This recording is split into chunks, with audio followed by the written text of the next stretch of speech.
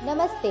आज हम श्री रामचरितमानस के प्रथम सोपान बालकांड में से संत असंत वंदना का श्रवण करेंगे। चलिए शुरुआत करते हैं। पुनि प्रणवऊ पृथुराज समाना पर अघ सुनई सहस दस कान, बहुरि सक्र सम विनवऊ तेहि संतत सुरानिक हित जेहि। पुनः उनको राजा पृथु, जिन्होंने भगवान का यश सुनने के लिए 10,000 कान मांगे थे, के समान जानकर प्रणाम करती हूँ, जो 10,000 कानों से दूसरों के पापों को सुनते हैं। फिर इंद्र के समान मानकर उनकी विनय करती हूँ, जिनको सुरा, मदिरा, निकी और हितकारी मालूम देती है। इंद्र के लिए भी सुरानिक अर्थात देवताओं की सेना हितकारी है। बच्चन व्रज जेहि सदा प्यारा, सहस नयन पर दोष निहारा। जिनको कठोर वचन रूपी वज्र सदा प्यारा लगता है और जो 1000 आंखों से दूसरों के दोषों को देखते हैं। दोहा। उदासीन अरिमित हित सुनत जरहि खल रीति, जानि पानी जुग जोरि जन विनती करे सप्रीति। दुष्टों की यह रीति है कि वे उदासीन, शत्रु अथवा मित्र किसी का भी हित सुनकर जलते हैं। यह जानकर दोनों हाथ जोड़कर यह जन प्रेम पूर्वक उनसे विनय करती हूँ। मैं अपनी दिसी किन्ह निहोरा, तिन्ह निज ओर न लाऊ भोरा। बायस कलि अहि अति अनुरागा, होई निरामिस कबहु की कागा। मैंने अपनी ओर से विनती की है, परंतु वे अपनी ओर से कभी नहीं चुकेंगे। कौओं को बड़े प्रेम से पालिए, परंतु वे क्या कभी मांस के त्यागी हो सकते हैं। बंदऊ संता सज्जन चरना, दुखप्रद उभय बिच कछु बढ़ना। बिछुरत एक प्राण हरि लेहि, मिलत एक दुख दारुण देहि। अब मैं संत और असंत दोनों के चरणों की वंदना करती हूँ। दोनों ही दुख देने वाले हैं, परंतु उनमें कुछ अंतर कहा गया है। वह अंतर यह है कि एक संत तो विछुड़ते समय प्राण हर लेते हैं और दूसरे असंत मिलते हैं तब दारुण दुख देते हैं। अर्थात संतों का विछुड़ना मरने के समान दुखदायी होता है और असंतों का मिलना। उपजहि एक संग जग माही, जलज जोग जिमि गुण बिल गाही। सुधा सुरा सम साधु असाधु, जन एक जग जलधि अगाधु।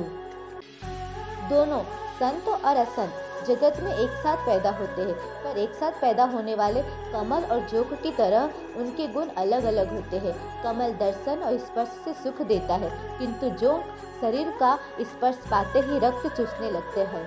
साधु अमृत के समान मृत्यु रूपी संसार से उबारने वाला और असाधु मदिरा के समान मोह, प्रमाद और जड़ता उत्पन्न करने वाला है।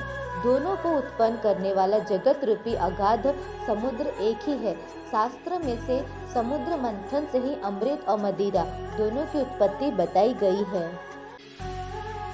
भल अनभल निज निज करतूति, लहत सुजस अपलोक विभूति। सुधा सुधाकर सुर सरि साधु, गरल अनल कलिमल सरि व्याधु। गुण अवगुण जानत सब कोई, जो जहि भाव निक तिहि सोई। भले और बुरे अपनी अपनी करने के अनुसार सुंदर, यश और अपयश की संपत्ति पाते हैं।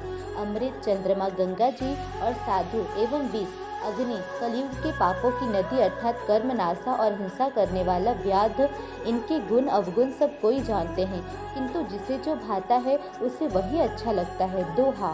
भलो भलाई पे लहई लहई, निचाही नीचू। सुधा सराही अमृता, गरल सराही नीचू। भला भलाई ही ग्रहण करता है और नीच नीचता को ही ग्रहण किए रहता है। अमृत की सराहना अमर करने में होती है और विष की मारने में। फल अग अगुण साधु गुण गाहा, उभय अपार उदधि अवगाहा। ते ही ते कछु गुण दोष बखाने, संग्रह त्यागना बिनु पहचाने। दुष्टों के पापों और अवगुणों की और साधुओं की गुणों की गाथाएं दोनों ही अपार अथाह समुद्र है। इसी से कुछ गुण और दोषों का वर्णन किया गया है, क्योंकि बिना पहचाने उनका ग्रहण या त्याग नहीं हो सकता। भले यू पोष सब विधि उपजाए, गनि गुण दोष वेद बिलगाए। कहे वेद इतिहास पुराना, विधि प्रपंच गुण अवगुण साना। भले बुरे सभी ब्रह्मा के पैदा किए हुए हैं, पर गुण और दोषों का विचार कर वेदों ने उनको अलग अलग कर दिया है। वेद, इतिहास और पुराण कहते हैं कि ब्रह्मा की यह सृष्टि गुण अवगुणों से सनी हुई है। दुख सुख पाप पुण्य दिन राति, साधु असाधु सुजाति कुजाति। दानव देव उच्च अरु नीचु, अमयु सुजीव बनु माहु रु नीचु। माया ब्रह्मा जीव जगदीसा, लक्ष्य अलक्ष्य रंग अग्निसा। काशी मग सुर सरि क्रमनासा, मरु मारव महिदेव गवासा। सरग नरक अनुराग विरागा, निगमागम गुण दोष विभागा। दुख सुख पाप पुण्य दिन रात साधु असाधु सुजाति कुजाति दानव देवता उच्च नीच अमृत विष सुजीवन सुंदर जीवन मृत्यु माया ब्रह्मा जीव ईश्वर संपत्ति दरिद्रता रंक राजा काशी मगध गंगा कर्मनाशा मारवाड़ मालवा ब्राह्मण कसाई स्वर्ग नरक अनुराग वैराग्य ये सभी पदार्थ ब्रह्मा की सृष्टि में हैं। वेद शास्त्रों ने उनके गुण दोषों का विभाग कर दिया है। दोहा जड़ चेतन गुण दोष में विश्व किन्ह करतार संत हंस गुण गहरी पय परिहरि बारी विकार।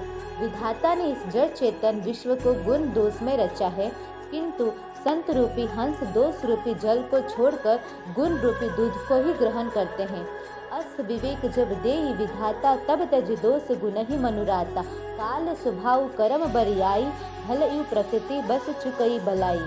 विधाता जब इस प्रकार का हंस का सा विवेक देते हैं तब दोषों को छोड़कर मन गुणों में अनुरक्त होता है। काल स्वभाव और कर्म की प्रबलता से भले लोग साधु भी माया के वश में होकर कभी कभी भलाई से चूक जाते हैं। सो सुधारी हरिजन जिमि लेहि दली दुख दोष विमल जसु देहि।